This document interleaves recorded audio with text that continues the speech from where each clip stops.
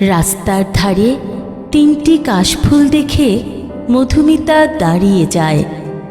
বড় কাশফুলের কোমল শুভ্র পাতার মাঝখানে কিছু পোকা বসে আছে।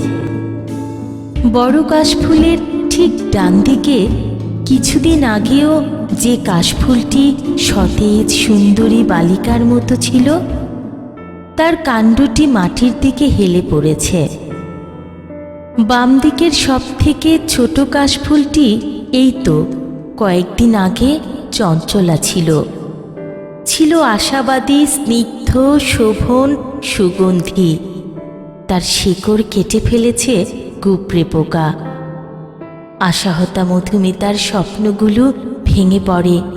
কে যেন ছিঁড়ে ফেলেছে স্বপ্ন পতাকা, কে যেন ছিঁড়ে ফেলেছে স্বপ্ন পতাকা।